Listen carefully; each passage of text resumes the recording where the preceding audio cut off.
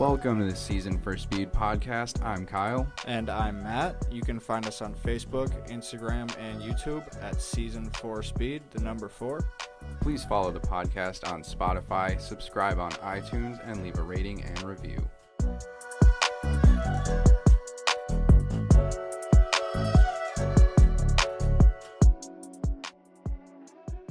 We thought that it would take at least, 25 to 50 episodes or weeks of doing this before we would start to get the opportunity to be driving either people's private sale cars or vehicles at dealerships, and the opportunities have been coming to us through some really generous owners here locally in Minnesota that have been allowing us to come out and drive their cars that they have currently for sale right now. They've been allowing us, we were allowed almost 2 hours in one of the vehicles, two of the vehicles the owners came with, and we just went on a quick little test drive, got our experience with the cars, and that's what we're going to be transferring our podcast to now, is a little bit more of reviews of stuff that we're driving every week. We have more cars on the schedule. This week we drove a 2006 Lancer, 2010 Mazda Speed 3. Lancer Evo, sorry. 2012 135i with a M Sport package and some nice little goodies modded on that one. We're going to be trying to drive at least 3 up to 5, maybe 6 cars a week. Just depends on how many are available, how many people are willing to just let us come out, look at them over with us. We like to talk to the owners about what they've done to them, how the service has been on it, what it's been like to own it, how they feel about it, what they're why they're selling it and stuff. And then just kind of get our own experiences in the car and really just be able to come out and find new cars every week, which is nice that, someone is selling something new every week, and people in the car community are the best community. What kind of cars should people be looking forward to next week before we even get into these ones that we have on the schedule already? Let's see. Next week we have lined up a 2008 Audi S5. It's an automatic, but it's an S5. We've never driven the automatic. Have not driven the automatic. Gotta try everything. Want to know, which was an interesting point on the 135 this week, was the automatic. It was the dual clutch. The dual clutch. Also next week we have what may be considered maybe not the most desirable 911, but certainly an affordable one that you can get into, a 2002 Carrera 4 convertible automatic with, I believe, 110,000 miles on it. All-wheel drive. But the IMS has been done. Yeah. So that one's safe and at least reliable, and I'm really excited to go drive that one. I've never driven a Porsche before. I have not driven a 911 ever. I haven't driven one, period. So the opportunity to just drive all these different cars is going to be awesome, because we've had a lot of people that have been very generous, and we've had a lot more opportunities that we're still trying to line up. And we cannot thank those owners enough, and owners that we have lined up right now, and people that are going to be speaking with us in the future. We cannot thank you guys enough. It's because of you that we have the opportunity to experience these cars and give ourselves content for the podcast. We think that going this route with the podcast will be more entertaining to viewers, because we will be talking about an experience instead of just spitting information at you that you can find on Google.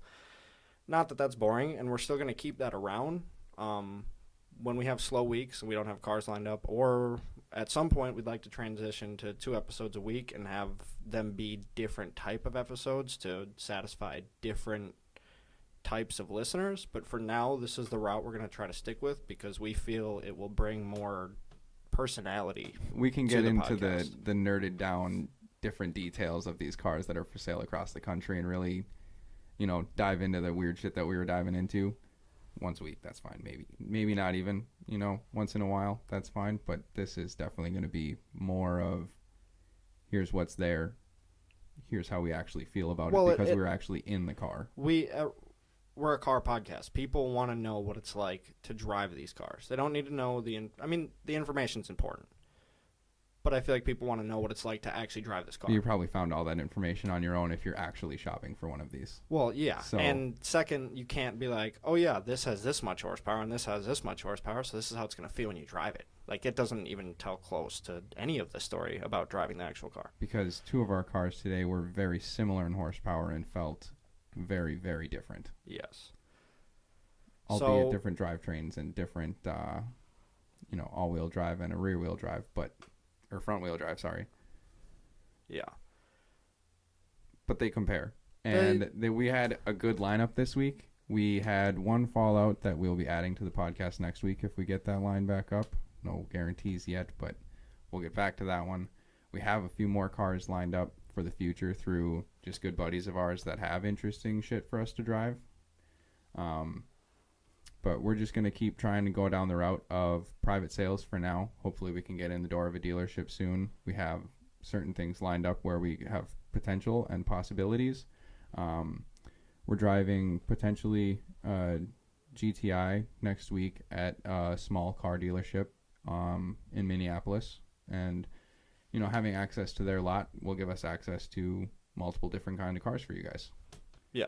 We'll be coming at you with a lot of different cars. We're going to do our best to drive a large spectrum of cars. It's not all going to be the sportiest cars we can find. We're going to do trucks, SUVs, everything. But we're going to focus on the more fun cars because, let's face it, that's where the fun and entertainment really is. And the best preference of what we'll really try and line up that is tricky with what's actually available and what's out there and what we can find. But if we drive something that's, modded and has all this extra shit done to it, we will really try and like to find one that's stock for the next week to compare or them a couple weeks later. Yeah, just so we can look back on it and be like, all right, maybe this is worth it.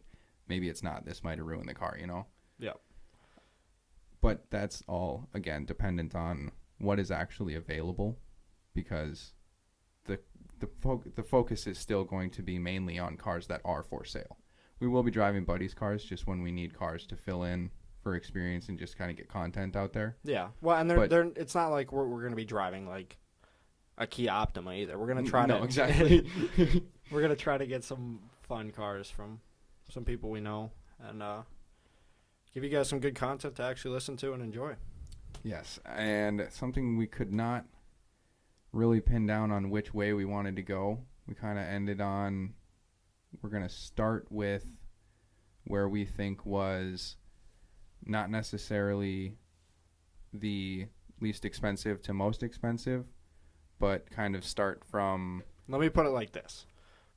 We're going to take price into account when we talk about how the cars are approached when we rank them. Like, price matters, what you're paying for when you get the car. But when we talk about other aspects of the car, actually the price always matters. I don't know even. Because what we're talking about is if we are buying them. If what we would actually want and what we're choosing in our order is we'll start with the one that we would least want to buy for ourselves. We're not talking about our least favorite driving experience. We're talking about least favorite for ourselves based on the price, based on the car, based on where we live, based on, automatic, manual, whether it was, the drive, everything. Yeah. We're basing it on the price what our preferences are. The price does matter. And we're going to be talking about, we'll go through and discuss what they have in their listing and everything they have done with previous work and what it needs, and discuss how that actually affected the car while we were driving it, or if it didn't affect the car and it's not something you need to worry about. We're also going to branch away from that. We're gonna cover that section, the car itself, the listing, the things we noticed, but we're also going to talk about just the car as a whole, not that person's specific car, just that car in general. Every car that is that car. Yes. So not, when we not say that that specific the one Evo interior is ugly and underwhelming, we are not talking about this Evo's interior. We are talking about every Evo's interior. Because that's just how they are. We'll start with the listing itself and the individual. You know what I think? I think we should rank these. And I think we should start with our least favorite. We should come up right now, real quick. Rank your 3, I'll rank my 3. And then we'll try to debate if they're different. Okay, I have my 3. All right, which way I'm going with my favorite one first. Okay. My favorite one was the 2012 135. I agree with you on that. Okay. Now I'm just gonna skip the middle. What was your least favorite? My least favorite was indeed the Evo. Okay, see, I disagreed with you at first until we really sat and thought about it and talked about it a little bit before the podcast, and I was like, you know what? If we're really thinking about what we're buying for ourselves, and we're really thinking about price, and we're really thinking about what would fit and what we'd actually want, not just based on how it drives, Yeah. you have to take the Evo's price into account, and it's just so heavy. It is it's steep, and I'm not an Evo fanatic, and there are a lot of people that are, and they're great cars.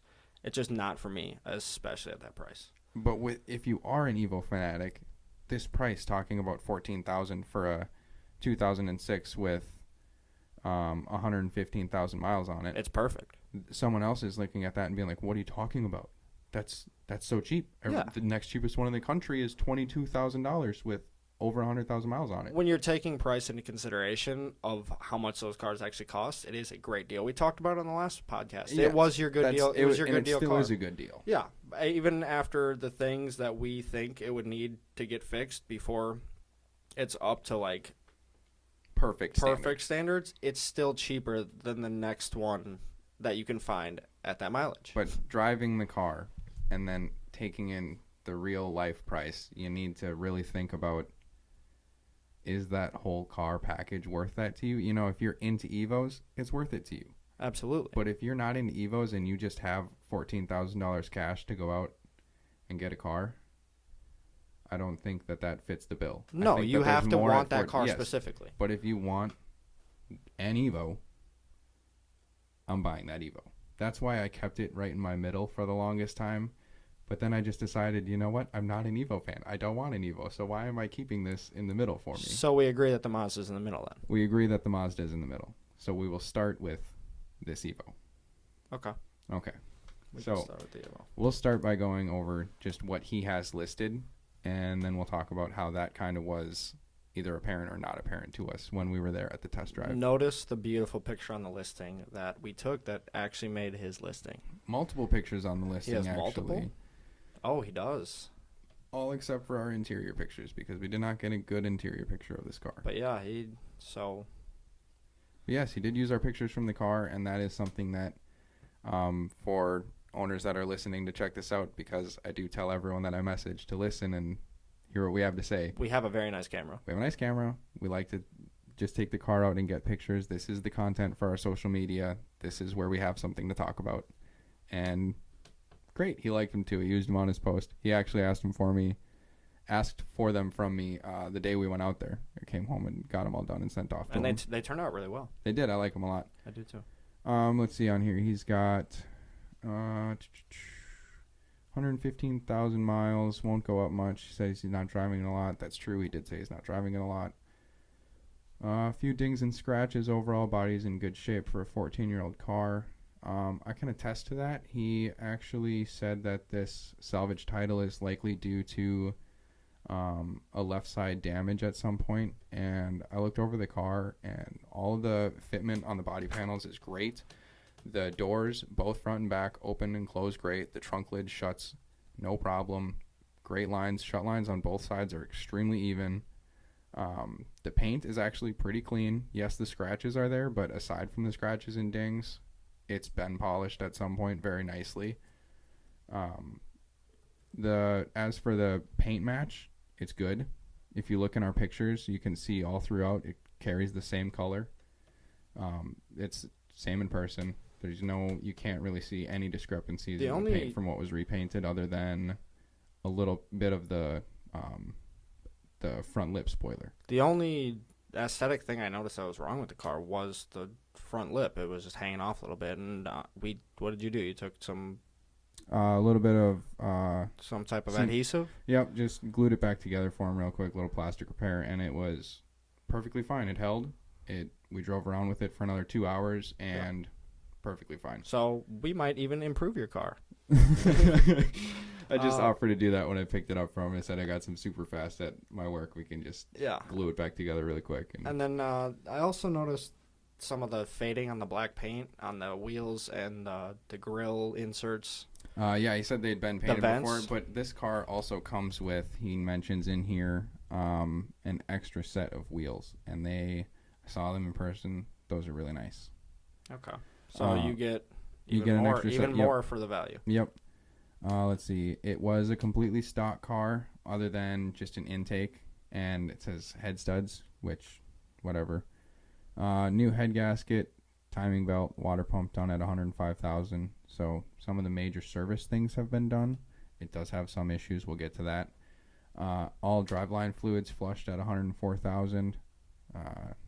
Desirable SE trim. I didn't get to look into any production numbers to see if that was any kind of rare trim or not. It says heat works. We talked about this on the last podcast, how the AC is not working at the moment, and says that that is likely just due to a compressor, and that can be replaced easily, hopefully, maybe. Doesn't really matter because it's winter here right now, so you could buy it and drive it for the next 5-6 months and not notice. Let's see. The traction control system. He said that there's also a pump that controls the traction control system. I did a little bit of research on this. He's right. It just goes bad and you just replace it. It's $50 to $250 depending on where you buy it from and how much money you get suckered for it. Or if you're buying an OEM, I think the OEM one was like $125, which is not bad. No, that's not bad at all. And it's not long to replace it. It was like 3 hours worth of work. So any job that takes less than 3 hours went well. And here's the thing: is the all-wheel drive, it still works. It's not an electronic all-wheel drive; it's mechanical. This pump just changes like hydraulic pressure that basically changes how much torque is going to different wheels. I didn't really understand it completely, but it does go bad. It fails. It just allows you not to select through like the tarmac, gravel, and snow. Yeah, but the car, the car still handled beautifully in the felt snow. The steering on the car was tight, quick, responsive. The car felt like it weighed nothing. Yes, it really did, and that's surprising. I was not surprised by it actually because the car is small. Light. I know it's small. We sat in the back seats and my head hit. I'm shorter ceiling. than you. Yes, I could not sit comfortably in the back seats. The car is tiny. Now that we're in the interior, the only thing I really liked about the interior of Evos is the Recaro seats. And they were actually in decent condition in this car. Yeah. They were still very comfortable, except for the lower back bolster. It was a little tight. It was kind of pinched right at the top of your back. I got more of a poke in the bottom of, not a poke, but like pressure in my lower back. But it wasn't like unbearable. No, not at all. It's not a cross country cruiser. No, it's definitely not the road trip car. He says fifth gear grinds if you shift too fast, which we did find that is true. Goes into gear fine though, it's just a quick little grind. But if you're nice to it and you just keep the clutch in and hold a little pressure and let it slide into gear, there's no grind. So it may need a transmission service, rebuild. I don't know what you can do to this transmission to get that fixed. It could just be simple as a gearbox. But even buying a brand new one is cheaper than, well, it's not cheap. Let me rephrase that. Buying the brand new one will still keep the car under the price of what you could get. What you could be paying. Yes, for something that's immaculate. And the only other thing was, he says the throwout bearing is noisy, which we did notice a little noise coming. There is noise. There is noise. It makes, I don't understand. It's not pleasant. It's rattly and kind of, I don't know. It just sounds broken. It did. But it drives fine. It drives. The only fixes, other than fifth gear grinding, you're fine. Yeah, the fixes that we think that it would need keep it under the price of AC. And he says power steering is noisy, which I didn't really hear a ton of power steering. Like when it's going slow, which your pump is probably just going bad because it was, I don't know, it whined at first when we started it up, went away. It didn't do it when there was any kind of pressure on the gas. So it is your pump. It's just, that's a simple fix. That's quick. That's easy. So power steering pump, get the transmission serviced. Don't worry about the all-wheel drive system because it's not a big deal. It's not a big deal. It's still working just fine. You can drive without that for miles and miles and miles and miles. It's not the all-wheel drive system doesn't work. It's that. It's in all-wheel drive all the time. Exactly. It's just not able to switch to the different modes. Exactly. But like, not many all-wheel drive cars have modes like that, No. so you'll be okay. I think this one is stuck in 60-40 front-rear split. I think. It might be reverse that. I don't remember what I was reading on it. But it's stuck in one setting. That's fine. It was fun to drive. It was fine. It worked fine. The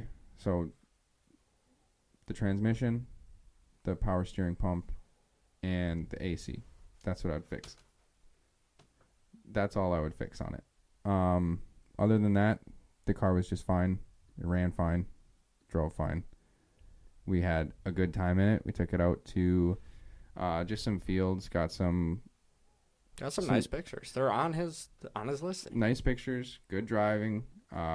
There's not a ton of back roads around here until we can actually have these cars from dealerships and get them taken out a little bit. And to roads that we know are there. Yeah, to roads that we know are there and roads that are actually a little bit longer and have some curves to them. We have like 6 curves that we're able to drive around here and really just, oh yeah, it felt the same as last time we were around this corner. Yeah, literally though. You know? What did you think of the driving experience as a whole, though? Actually driving this car, there's no torque. Why is there no torque? It honestly, it felt like there was like no low end pull. It doesn't throw you in the back of your seat. And that's not this car specifically. That's just how they feel. But it goes fast. It does go fast. You look down and the numbers are going up very quickly, but you just kind of feel like you're sitting there and you hear the turbo going and you hear the car getting faster and it is going faster and you just you never get that punch back into your seat. No even like which is surprising because it is an all-wheel drive car. Like you'd think you'd get that out of that more than anything.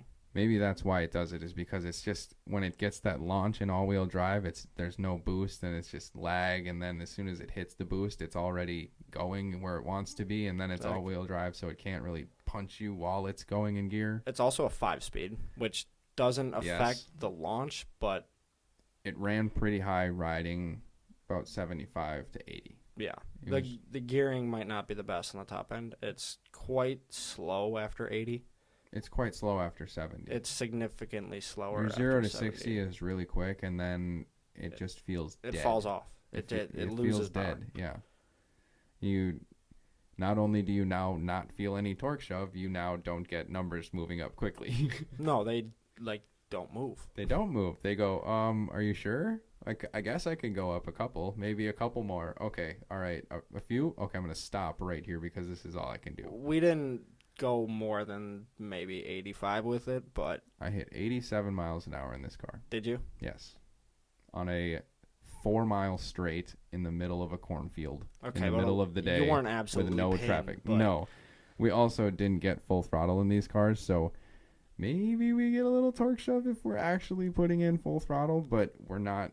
Yeah, we're not here to destroy people's cars. So we're not here to destroy people's cars. We just want the experience. Here's the experience of actually driving it. Maybe if you do have a car that you would like us or be willing to let us have a full driving experience in, great. But for now, you guys are going to hear about what it's like just to drive the car, not beat the shit out of the car and drive it at its limits. This car, just driving around town, nothing. That's how you lose the opportunity to drive cars. It's not fun. I wasn't a huge fan. But that's the thing, you have to be an Evo fanatic. That's where the price for me, it's not justified by the price because one, it's not a luxury car in the interior at all. You get cool racing seats, I'm going to look at a picture of the interior here really quick. Not only do you not get the nice interior, it's not the best driving experience I've ever had for something that costs that much money. You have air dials from 1994. The switchgear in this car is the oldest, most cheapest thing I have ever seen in my life. You can tell that they put all of their money into the engine on this car and none of it into the interior. I mean, The seats. None of it. The seats. They put money into the seats. They paid Recaro way too many dollars for these seats and forgot to spend any money on the rest of the interior that you actually have to look at while you're driving this car. It's not the most pleasant. But surprisingly, it didn't creak and it didn't rattle when we pushed on it. No. And even when we were driving it, we got one little rattle out of the back somewhere. But that's his car specifically. We're talking this car with 115,000. And having all these issues. And the interior isn't creaking or rattling. No. So, which was impressive. We thought it would. The build quality is probably there. Super hard. They may have gone cheap on it, but super they built hard, it cheap right. plastic. Yes. But it didn't rattle. No. So, you get the good with the bad, I suppose. At some point. Yeah. But up to $14,000, can't do it. Not for me. No. But it is for some people, and if you are really into Evos, go pick this car up.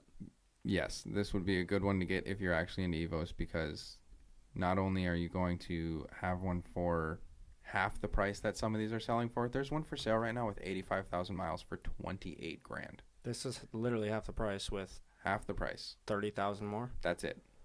It has some issues, but you can fix those issues for cheaper than $13,000. If you really want an Evo, you probably want one that you're going to keep. So you're not thinking about resale. You're not thinking about that salvage title. You want one that you can get and drive. This is the one. So let's discuss the salvage title real quick, just briefly. You said you noticed something about the paint. You work at a body shop here, obviously. No, he mentioned that he thought it was from a left side damage. He didn't know specifically what totaled the vehicle, but he mentioned that it was a left side damage, and we looked at the left side, and there was like one or two little nibs in the very bottom of the doors where you would never notice, literally on the edge of it.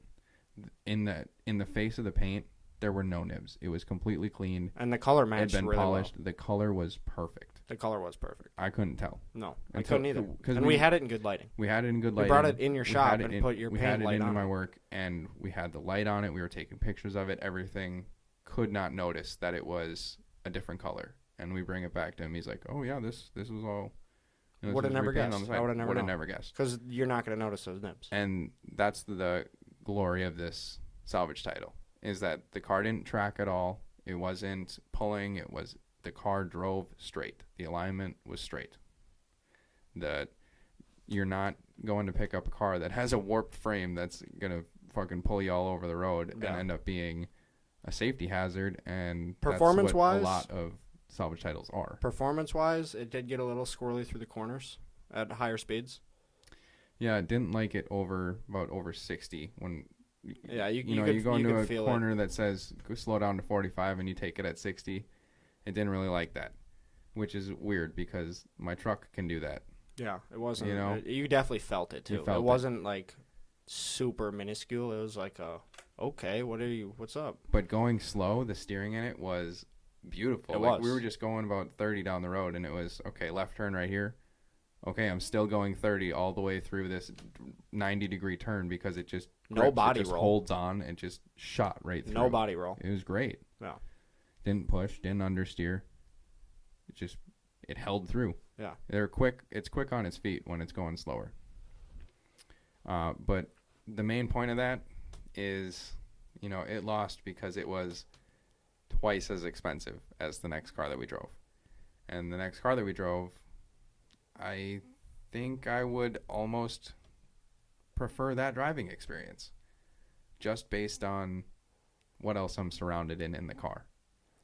The interior in the Mazda 3 was significantly nicer than the Mitsubishi. It is 4 years newer. It's 4 years newer. It's the updated one. But it's your typical Mazda interior. Like, you know what to expect. But it's not bad. It feels modern.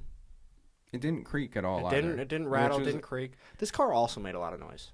But yes. He had upgraded motor mounts and transmission mounts, so you get a lot more vibrations through the car. And what amazed me about that was the car still didn't rattle. Yeah, all he has listed in the listing is that stiffer motor mounts and trans mounts. And when we talked to this guy, he told us that when he bought the car, he bought it from a woman who had bought it for her boyfriend new. So she was the only owner of this car. She bought it for her boyfriend new. Her boyfriend put in these motor and trans mounts, and then whatever happened between them, he left the picture, and she ended up selling this car to him, which he then daily drove for A while. I don't remember how long he said he's been driving it, but he's been driving it for a while as his daily driver. He just picked up a WRX, which is really nice. I like the blue on it. He said it was a 16 or 17, I believe. 17, I thought. I think so. I think it was a 17 that he got. But yeah, this car is, especially for being a daily driver, 140,000 miles. putting so many miles on it, 140,000. And he has it listed at $7,000. It was in really good condition. It was in great condition. The paint is completely swirled, but there's almost, it's also black though. I didn't notice a speck of rust on the car. And he also talked to us about that. He was saying that, this new generation Mazda has, a different steel, and it's less rust prone because the first gen 3s and my gen Speed 6 were extremely prone to rust. Yep. And my Speed 6 was rusty. It did very rust rusty. in the wheel in the wells. quarters, yep. Very rusty, and it was shot. And he said that this has new steel that they got that's less prone to rust. And I didn't do any research on that, but I'm going to have to believe him because this car is beautiful. It's extremely clean. The interior was immaculate as well. It's mint. There's not a rip in the seat. It looks great. Carpets were clean. The dash was all cleaned off. There's no scratches on the dash or the screen area. I will say I am not a fan of the stiffer mounts at all. I did not enjoy that experience. I understand why you would do it, but I don't understand why you would do it if you don't have anything else done to the car. If that's your only thing that you're doing, that's it's your a only weird mod thing to only do. If you guys could maybe write in, if somebody knows about these cars, that maybe that's a building block. That's what my thought process was. That's what I thought too. Maybe he's got to do that in order to do the next mod. But like exhaust intake might be a better place something to start, first, right? I don't know. It seems like a very in-depth, expensive mod. He said that getting the original ones put back on was like $1,600, so he didn't want to do it. That is insane. Which it might be worth it though. I did not enjoy that because it's loud and vibration-y. It vibrated a lot. Yes, vibration is not a word I know. Which is also another great thing about the interior is because like the motor was vibrating the shit out of the car and out of you and out of your hands, and it didn't rattle. It didn't rattle. It didn't rattle at all, which was nice. It's a really good car. I expected a lot of rattle out of this for a $7,000 2010 Mazda. It's well worth the price. Well worth the price. It's well worth the price and putting some motor mounts in it. Especially if you can do them yourself. It's much cheaper. It's a big job. Yeah. Well, if you have the ability to do it, do it. And then you got a great car. That's going to last you for a while. It was really fun to drive. The torque steer was insane. I don't remember if he mentioned if anything had been done with the chains, the timing chains. I don't remember that either. I thought I asked. That would be a big point to check out. If I had asked if he'd done that or not. That would be a huge point to check out. I did ask, and he said that the previous owner did have them done, but he did not know at what mileage. Okay. So they have been done. I can't imagine they'd be done at any less than 75, 80. Okay, so if we assume if they were done at 50,000 miles, they'd be due right now. Yeah. So if you think they were done, I can't imagine they're done any earlier than 70. How many miles was your Speed 6 at before they went out?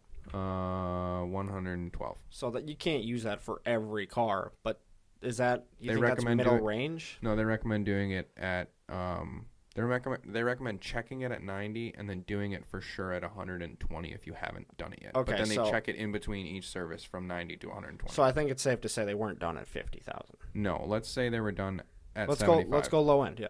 75 low end. You've still got 25,000 miles left in this car, which for most people takes 2 years. Average person drives 12,000 miles a year. Okay, so if you take into account motor mounts and chains, then the price is going up. Like on the car, then it slides more towards the Evo if you take both of them into account. Yeah. But if the chains are in still very good shape, and if you're going to go buy this car, you should have that checked out. Chains were $2,100 on my Speed 6 when I wanted to have it done. But if you're going to buy this car, you should have that checked out either way. Just have it tested. Yeah. So if the chains are good to go on this car, if this is what you're looking for, it's a home run.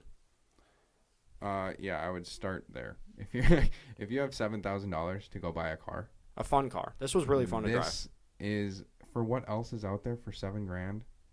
There's like Camrys with 150,000 miles on them for $7,000 from like 2008. This is not a Camry. This is newer than that. What was the 060 on this? 5.2 for $7,000. Yeah, let's look at what Motor Week had here. Oh, here we'll just we'll close up by saying that this guy was very nice, and he showed us, where was it in here? The torque steer was insane on the car. Yes, that's where I was going with that. Is when you get to boost in just about any gear, it likes to give you a nice big shove to. Mine was going left every single time. It just gives, anytime you're even slightly turned in the wheel and you give it gas coming out of a corner, you get a nice little shove in the steering wheel. The torque steer on this car is ridiculous. And it says that it is ridiculous. It was uncomfortable. I didn't like it. It's not something I would want to deal with all the time. No. And, that's really the only knock I had against the driving experience, but it's not a small one. That's what I had against it, and I did not. I wouldn't get the car for that purpose, because the 6 with the all-wheel drive eliminates that. But at that price, can you get a 6? For $7,000 with 140,000 miles on it, yes. Do you think so? Yes. You're not going to find one, but yes.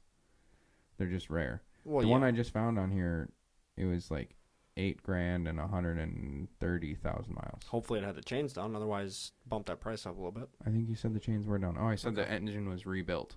Well, so if that includes chains, great. If not, not.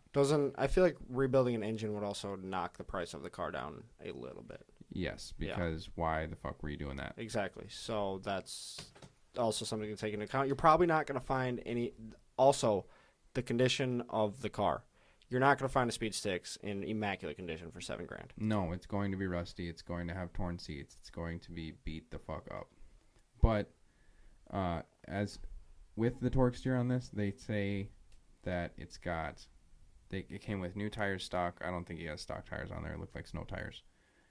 He's got revised drive shaft and updated torque management electronics in their all-wheel drive system to minimize torque steer.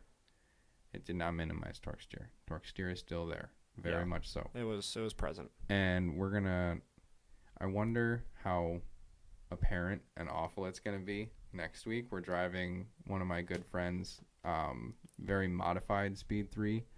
I'm not sure everything he has done to it. We're going to have a full build sheet when we review that one next week, but it'll be good to compare to this to see if that either maybe he did something to help it or if it is just god-awful to deal with. If it's god-awful, I'm going to ask him why he deals with it. Why don't you sell it and get something rear-wheel drive? At the end of the day, though, if you have $7,000 to spend and you want a fun car, you should consider a Speed 3.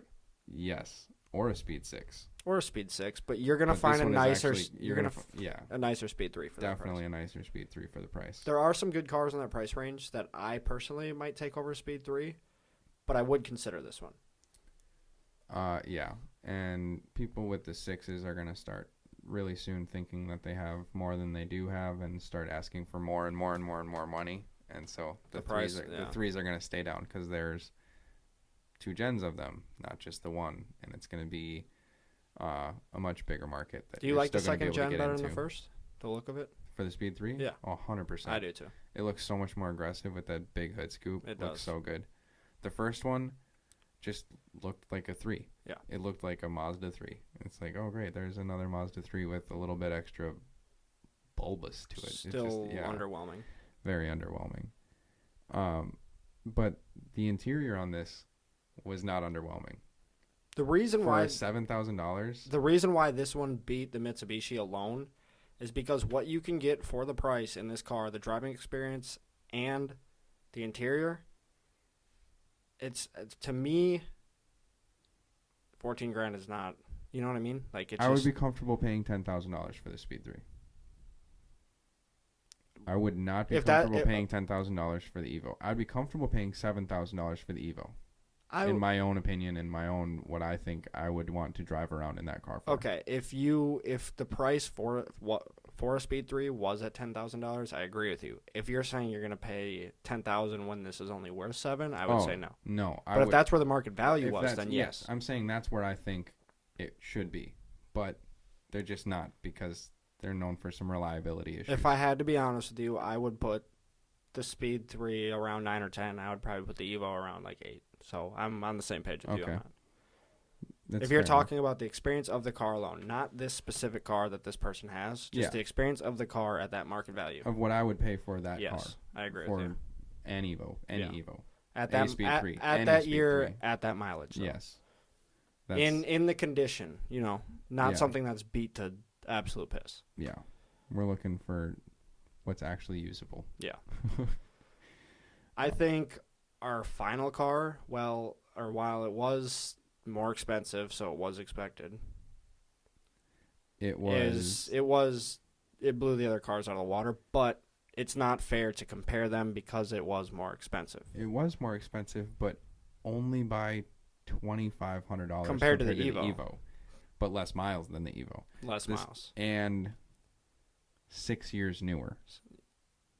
That's because, like we said, because Evos are... But that's, again, just, speaking to our point of you need to love the Evo to spend that much on an Evo. Yeah. And even spending that much, you're still spending nothing on an Evo for what you should be spending. Yeah, that Evo should be double the price. No salvage, immaculate condition. It would be double the price. And I would never... No, it's ridiculous how that is. It's just, it's got a cult following, and maybe they're getting more rare now because... there's not many of them left. I don't know. But the prices are insane. My point is there are a lot of cars I would buy for $28,000 before I'd buy an Evo. Oh, my God. What was the one you said? It was $27,000 with how many miles? Wait, which one? You said the next listing you saw, the next cheapest Evo. Oh, 80,000 miles with... Oh, no. The next cheapest was similar miles with $22,000. The next one up was 80,000 miles for $27,000. Okay, so if you're talking $27,000 and you need to find something with less than 80,000 miles to drive that would beat the Evo, there's a laundry list of cars, How about in my opinion. 2013 Audi B8.5 S4? Yeah, with 64,000 miles and was still cheaper than 27. These cars have Before the ridiculous prices, but that's just how some cars are. And if you love them, then... go pick that one up because it's a steal. That's the moral of the story. That's just where they fall. This one just happened to be... it just happens to be that the most expensive car we drove this week is also our favorite driving experience of the week because this car was a shitload of fun. And it's not going to be like that every week. It's not like, oh, it's the most expensive, it's the best. We're taking into account driving experience, the feel of the interior, the look of the interior, everything about this car. We are taking into account what it's like being with the car, living with the car. We had the Evo last, and it was the second most expensive. So it has nothing to do with... well, the price matters, but it's not listed in order of the price. No. But this just happened to win this week. It just happened to win, and it just happens to be a great deal, even though Facebook says it's not. Facebook tells you that this car should be between $7,800 and $12,000 because Facebook Marketplace doesn't know what the fuck it's talking about. No. It also wouldn't let our the owner of the Mitsubishi post his listing at $14,000. Yeah, it's listed at $1,400 because Facebook Marketplace thinks that that's what these cars are worth and puts a maximum price on his Evo. I thought because you said it doesn't understand what an Evo is. I thought you said he told you that it doesn't recognize it as like an No, that's just how Facebook Marketplace is with lots of cars and lots of models. It doesn't understand what the model is, and it doesn't understand what the actual market value of that specific trim is. And it just tells you, BMW 1 Series from 2012 should be between $7,800 and $12,000. Come on, Mark Zuckerberg. Get your shit together. There were some absolute shit 1 Series from those years, and that's why they're worth that. But this one, you can't find another one to replicate this trim color. M Sport package. M Sport package in white with the black interior with the nav screen. I told you earlier in the week that was standard. I was wrong. It's not a standard feature. That is an added option. Okay, I figured it would be because the rest of the interior looks outdated. But then you got this futuristic screen and this futuristic ship knob, and you get just this cluster in the middle of what looks like it came out of a 2001 Camry, which actually came out of the 2008 1 Series. It's basically been the same for, at that point, 6 years of its life. Too long. Yes. Too long. Way too long. All they updated was adding a bigger screen, changing the shift knob, changing the steering wheel, and The screen is great. I really like the screen. the seats. It had adjustable. The bolsters were adjustable. In The seats, and the they seats were really nice in that fantastic. car too. Yes. Very nice. Yes. That all came with the sport package. The back along seat with was a the little cramped. Paddle shifters too. The back seat was a little cramped, Back seat was a little cramped. but it's a small car, so you have to expect that. It's a coupe. That's what you're buying. Like, you're buying a small car. You don't buy You're buying that. the smallest BMW that BMW makes until you get down to the Z4. Yeah. It's their smallest hardtop. Yeah. And you need to expect that. You're not buying it for the back seat. You're No. buying it because you don't need a back seat. Exactly. That is the one downfall that this had to the other cars, was it had no back seat, but Exactly. it's a coupe. It's not supposed to. And the other cars also were manuals, and we picked the only automatic for our favorite car this week because this was an automatic that did not disappoint. The dual clutch I would not be with the sad. paddles shifted so fast. Incredibly fast. Like, it was immediate. You tap it and you're going. Like, you're in gear.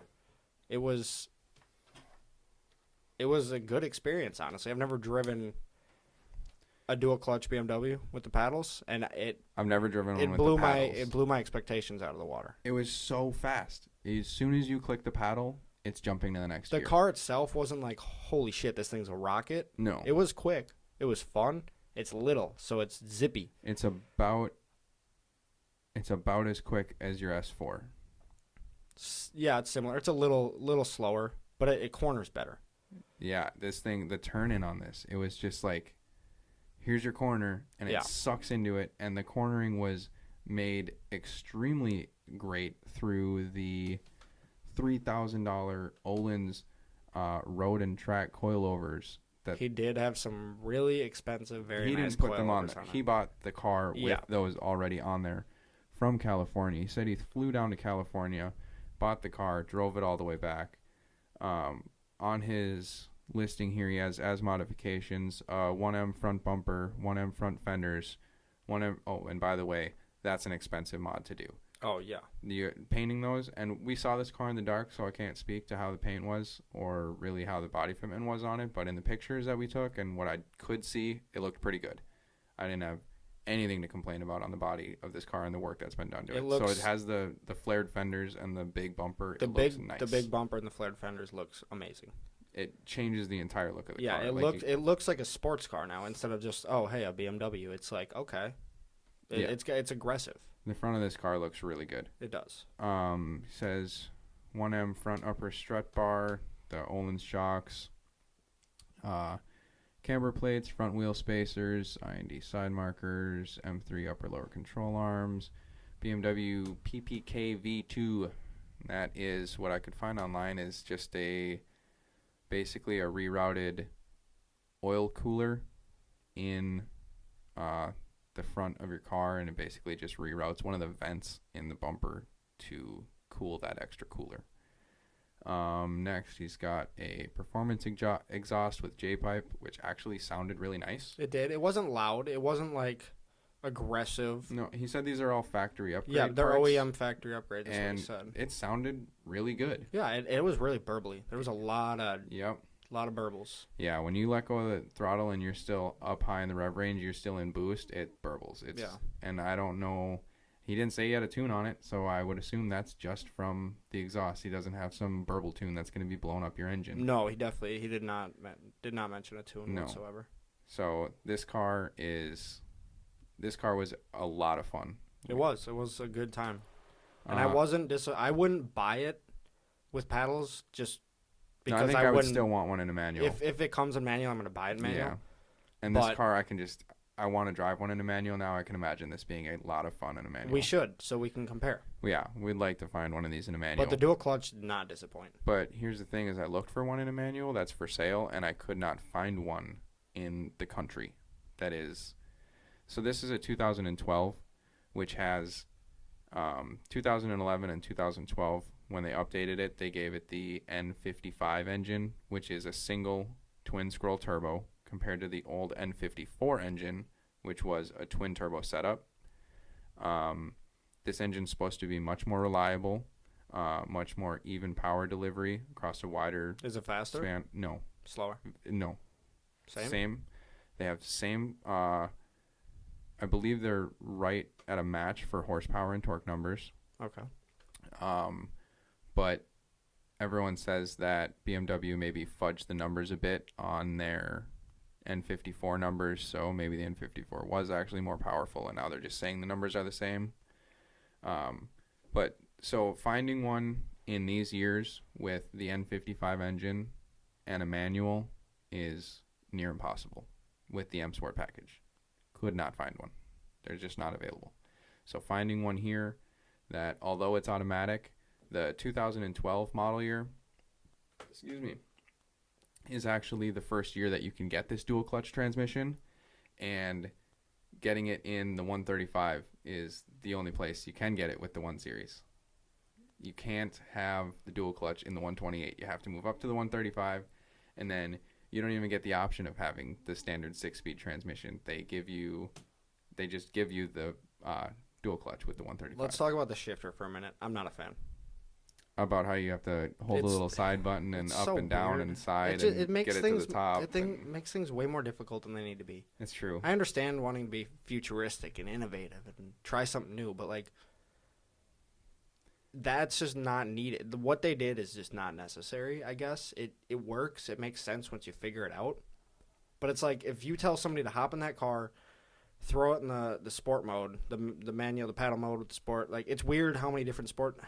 It's confusing. Unless he was in there to tell us, hey, yeah, this how you put it in sport, use the paddles. It's pretty self-explanatory. You go down into drive, and then you go left to get to the manual. It had you the click sport the paddle button. to get into paddles. You had the sport button. But it had the sport going mode. left didn't put it into sport. Going No. left put it into manual. But it said /. It's just weird. I don't know. It's pretty self-explanatory to me. Maybe wait until we drive more cars, and you'll see that almost every modern car has a shifter like that. I get it. I just don't like it. Okay. And that's fair. That's not super modern, I guess. 2012 is not. But that shifter is more modern than still a lot of cars that come with goofy shifters like this that are just like weird paddles or weird buttons that aren't connected to anything and are just electronic foo-foo shit. I don't. It's just not necessary, I guess. I mean, no and yes at the same time. Because, like, having one that's just... Your transmission, the actual shift lever in automatics hasn't been connected to the transmission for a long time. Well, I so there's no understand that. point in having the goofy slidey thing in the middle anymore. You might as well have something different like this that just clicks it into gear in a different way. I suppose. Because it's pointless to have one on there that's imitating the old school shit unless it's actually connected. I think it visually, aesthetically, it looked good. I don't know. I'm not a huge fan of that aspect. Unaesthetic cup holders. Yeah, really bad. Every BMW has such a fucking issue with their cup holders. The one that is above the passenger's knee especially is god awful. I would personally, if I rolled in that car every day in the passenger seat, I would break that off with my knee at some point. I'm guaranteeing that or that's getting a in the common car, issue. you rip it off with your foot. And I asked him, I said, is this aftermarket or is this how this car comes? Because it looks out of place.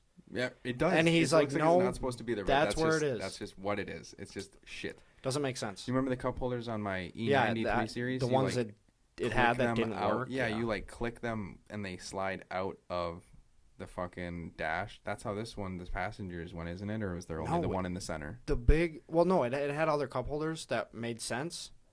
But this big old one in the middle that just sits above your passenger's knee, why? I wonder if it's meant for something else because it is it's the worst placement. It's clearly a cup holder. I know, but I can't imagine BMW is that stupid. It looks like somebody went and bought that cup holder from Home Depot and just screwed it into the side. 3M sticky taped it right. It's terrible. It's attached correctly. That's not what I'm saying. I'm saying it's horribly placed. It is not ergonomical at all. It's gonna break. If there's a drink in there, you're gonna get sticky shit everywhere because you're gonna hit it with your knee and knock the drink out of it's just a can of pop that you just freshly opened, and then your passenger decides to just barely tap their knee upwards because that's not a normal movement at all, and then boom, pop all over your shifter. Least favorite part of the car. I would have to agree. Yeah. That followed by above the shifter and under the vents, just that little center area of just not good. I'm also sad about all the M badges. There's a lot of them. There's so many M badges. But it's not an M. But it's not an M. But it's just, it has the M Sport package. And I really wish BMW would just come up with a different fucking logo for their M Sport compared to their M. Like, Cadillac. They have V Sport packages. They're twin turbo V6. That's like a little bit hot fucking CTS. Yeah. But it's called V Sport. And it says V Sport on the engine, not V. It says V Sport. Well, it's like Audi does it too with their S line. They put I S hate it. But they actually put S line, don't they? On the side, but but like they do. They do. Does the steering wheel say S line, or it does says it say S line? Okay, see, I can work with that. But I don't like it. Like no, I can work with S line. I can too. I can't work with M. Here's the issue with the S line to me is that you could get a side skirt and they'll throw an S line badge on it. Yeah, that makes it S line, bro. It's got a side skirt. Yeah, it's faster. Aero. Downforce. If you have like the whole S package, sure, give them a little badge, let them know they're special. But if you got a side skirt, just don't do it. Please. S line. I feel like there should be a standard. You should get that badge once you have a certain amount of S line. Performance parts, not cosmetic. Well, the S line is cosmetic. Completely? I'm pretty sure, yeah. You can't get any brake, steering wheels, there seats. I know you get seats. Yeah. Okay. I'm talking like performance. Seats are not performance necessarily. Not necessarily. Like if you don't get any kind of extra tune. No. No little bump in power. No. I don't think BMW does either. Well, no, their M235 does over the regular. It's just I just don't get it. I get it because it sells more cars because it's like, hey, this one's S line, but look at us. You're in the top. If you have the best. If you're buying the car, don't fall for it. That's what I'm saying. Yeah. It's because they will charge you. You'll have the S line badge, and that car will cost $3,000 more from the same car without the S line. For no badge. Reason, just because it has side skirts. Because it has side skirts. Yeah. No. It doesn't have any of the actual goodies that you want from the S line. No. If you're gonna spend the extra money in the S line, sack up, buy the S, just the actual S. But one thing I don't like about this specific car is it looks like he went the same route of stick-on fucking Stingray shaped spoiler. I like it. It's not. I don't believe that's the 1M spoiler. I'm actually positive that it's not. No, but I like it. Which he should have continued through the back. If you want me to be completely honest with you, I wish that's how my spoiler fit. It doesn't stick out as far as mine, and it flows into the trunk a little bit better on the edges. No, it doesn't. You can see in this picture that there's a. I saw it in person. I looked at it in person. No, it's not a gap. Mine has kind of like a drop off into the trunk. This one flowed into the trunk better. Oh, that's what you're saying. I'm saying how it doesn't go all the way to the edges. Oh, yes, that I don't like. But I like the size of it versus like if I could put this size one on mine and still have it go to the edges of the trunk. It's perfect. Huge. It was smaller than mine. It doesn't stick out as far. It's not as tall. Yeah. This looks bigger than yours. No, it's not. I specifically looked because I saw it and I was like, that looks just. I like that style. Is already too big, and I thought you wanted a bigger one. I was like, no. No, I don't want a bigger one. Okay. No, I think mine is a little too tall. I mean, I'm not mad at it. I think it still looks good. It's just a little tall.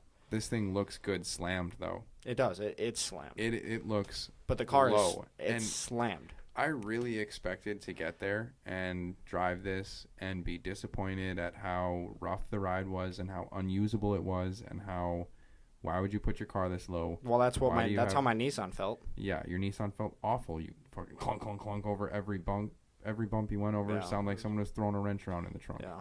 No good. No. This car. And it was on nice coils. I had BC coils. You had BC race coilovers. Yeah, which is a respectable brand. But that's the difference between an $800 coilover. No, they were not $800.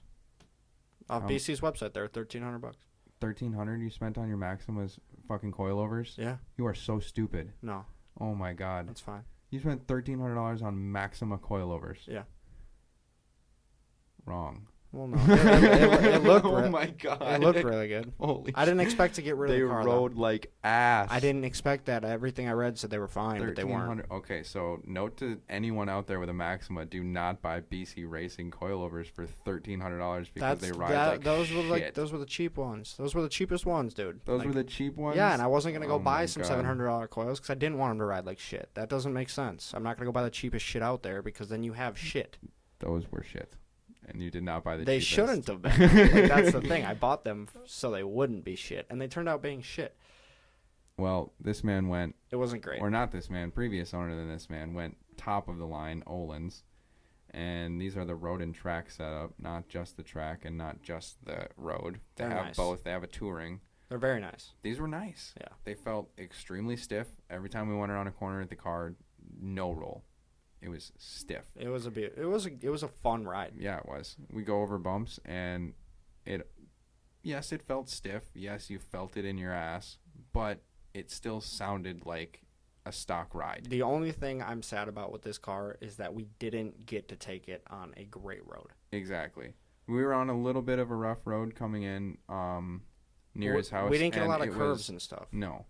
We were on a little bit of a rougher kind of side back road, and going around corners, there's all those filled in cracks and shit, Yeah. and this thing just ate them up It and did. ran around the corner. It Didn't felt like it lose was on normal traction at all. suspension. Yeah, it felt great. But the ride quality felt like it was on stock suspension, like nice. Like you don't feel every bump on the damn road like you do with a lot of coilovers. Mhm. But it drove like it was on coilovers when you would take corners and stuff like that.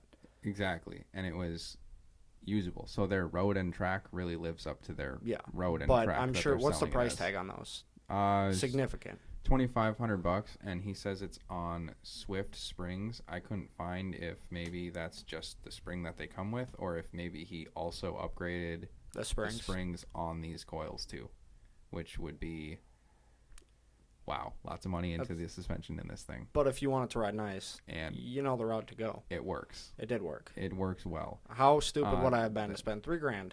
on Maxima coilovers. Yeah. Even twice as dumb as spending $1,300 on bad riding ones, I tried to get good riding ones for a decent price. and it just did not happen. No, but you can't fault me because BC is a reputable brand for the most part. How was?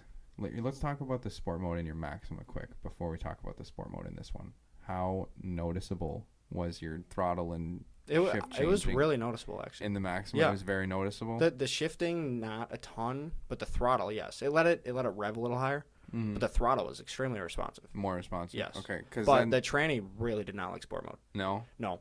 Well, you had to get it replaced anyway. Well, I got it replaced the first time, and then it was a brand new transmission, so I ripped it a little bit, but like it should be able to hold up to a little bit of rip. It wasn't rebuilt. It was already not happy. It was brand new. I drove this thing for 5,000 miles, and when I would put it in sport mode sometimes and rip it, it would kick a little bit. And I'm like, this car's got to go. That's the main reason why I got rid of it was because of the CVT. And like I could have dealt with it if the new one would have been great and held up. It's like, okay, you know what?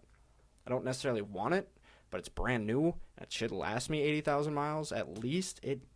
That thing would have been ready to go at 20. CVTs suck with their kind of rev hunting anyways, but They don't hold power well either. As far as CVTs go, this was a good one because you could actually shift. Oh, it had preset gear ratios that you could actually shift into that simulated gears. It would still like to sit around 4,000 and then kind of whoa when you're speeding up through your gear, but it doesn't do it as much as some of the more awful like Ford's CVTs.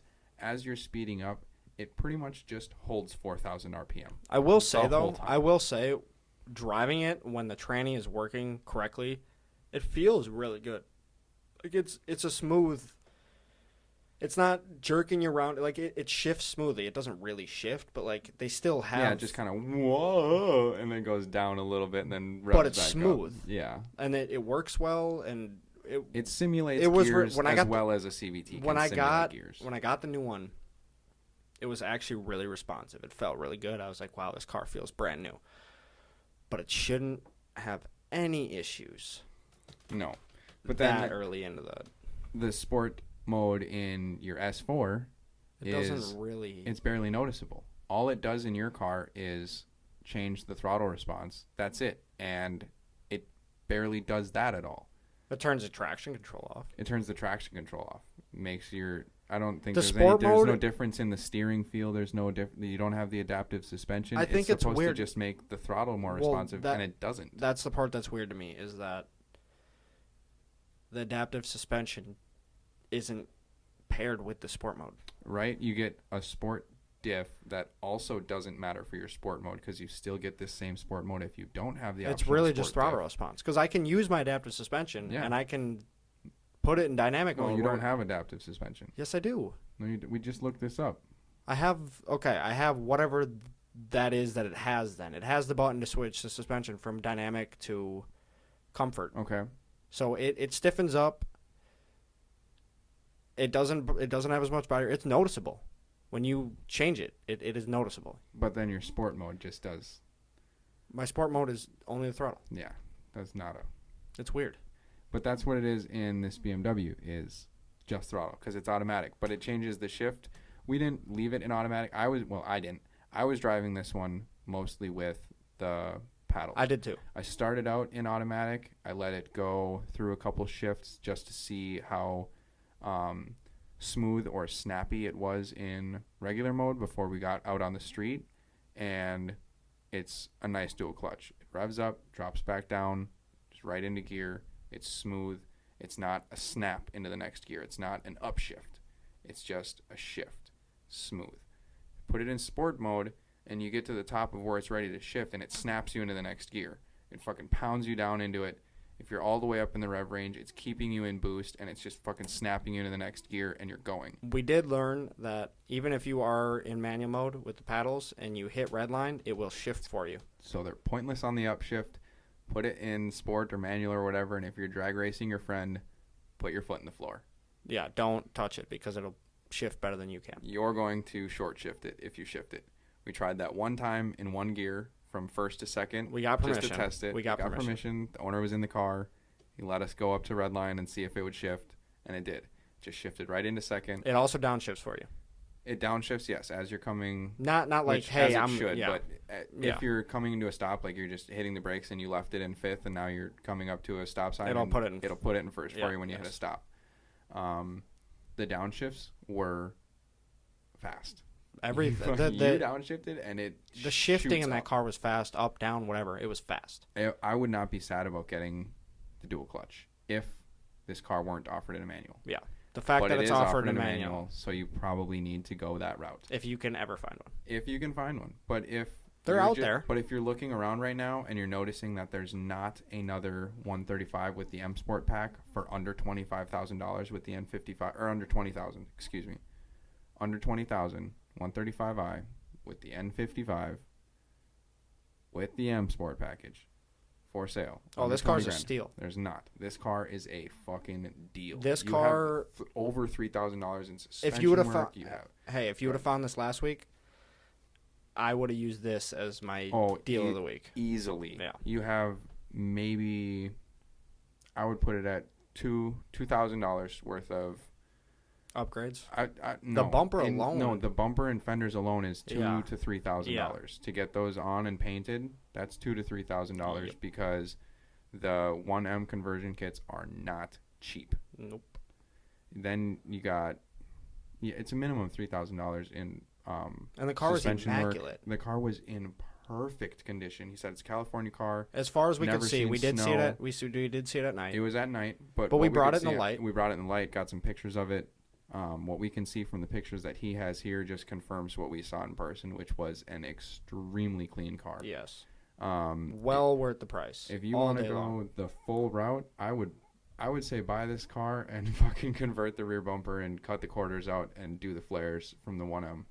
They have a kit for that too. Not cheap, but awesome. The thing is, you can't get into a 1M for less than $50,000, and they will never be less than that. Also, the thing is this car is fairly decently far under market value. You get the upgraded suspension, huge upgrade. I'm sure the stock suspension is nice, but I'm sure that's hugely part of why it's so cheap is because you can't sell it if it's not. But it's an upgrade. It's an upgrade to someone who likes that, and it rides great. Secondly, what I was going to get at is if you do this rear bumper conversion, it'll probably put you just at market value for this car. Yeah, if you're just buying one, And you get it with already. Yes, exactly. Instead, you're buying a car at $20,000 and putting this. If you want to, I would say $8,000 start to finish. You're $3,000 away. He's got $5,000 into it right now, minimum. Minimum, he has $5,000. Minimum. And that maybe he didn't spend that. Maybe the guy before him. The guy before him spent. But the money that has been spent upgrading this car is minimum $5,000. Minimum. I mean, with this oil cooler and the exhaust. We can't put a price tag on that exactly, but we can't put a price tag on how much has been put in it. I'd say he didn't do it and he didn't know, but $5,000 is an absolute bare minimum. I'd say it's closer to $7,000. Yeah, probably. You're probably correct. And I'd say that putting $7,000 worth of parts on a car that's $16,500. If you include labor, easily $7,000. You're looking at $25,000 car right here for $16,500. Yep. If I had money, I would want to buy this car. That's why this car wins this week. Yes, this car not wins. only because it drives amazing, it's a great time, it's clean, but it's worth way more than what it's. Absolutely, and it actually got me shopping for manual ones, and then realizing that I couldn't find one. I really started thinking about it. I'm like, wow, maybe, I don't know, I could probably make something work somewhere. Maybe sell the truck and the sled and then not do that anymore and just have this car. Yeah, we got a sled. We're not going to do that. I'm going to buy a new one next year. I don't know. I can't get rid of it. Listen. It's too much fun in the winter. I got to have that. That's why I don't have a running, driving fun car yet, is because I had to buy a truck that's going to be reliable for 10 plus years to come. That was a one-time purchase that needs to just last forever. Yeah. It was 100,000 miles on it, cheap, reliable V8. It's going to be... It needs to tow the sleds. That's why it's there. It needs to just tow the sleds. That's why it's there. And eventually tow the car. But... Sleds for now. Sleds for now. Car coming soon. I need a new sled. I wish car was ready. I was honestly really ready to buy one at the end of last week. Shopping? I just want one, but I don't want to spend the money on it right now because I want to pay as much of my car off as I can, and I want to upgrade it over the winter. I can't buy a sled. Don't encourage. No, stop. Well, if you see here... Okay, so if you bought a sled, then you could get it on payments. But get a loan. My issue... Right? Don't just buy it. Get a loan. My issue with buying a sled right now, and before you even get into the money aspect, is the money aspect. Not that I can't afford it. It's that I could buy a nicer sled next year than what I could buy now. And I do that too. No. Then just sell the one that you buy this year, next year. I need a winter. Get that one because I also want a winter vehicle that I can also tow with. So do that too. No, I see. Money doesn't grow on trees. No, it does. No, it does. So go ahead and just find your money tree, pluck it, and get your winter vehicle, and then a new sled, and then a trailer that's enclosed, so I don't have to buy one. And then if you could get a car. Scott just rebuilt the trailer though. Oh, yeah, he did. It's actually really nice. Okay, so that's going to be nice. It's not enclosed, but it's better than what it was, the rickety thing that... So I don't have to buy one yet? No. I'm not going to buy one. I told you don't. Okay, and if you don't waste your money on a single. You want the double. Because if you do get a car, you're going to want to be able to... That's not a car trailer. Absolutely not. I'm just trying to convince you to buy a double. Just get the double. Because you don't go snowmobiling by yourself. I know. But that's just where we're at. Sorry to get off topic. These aren't cars, but we are big into sleds.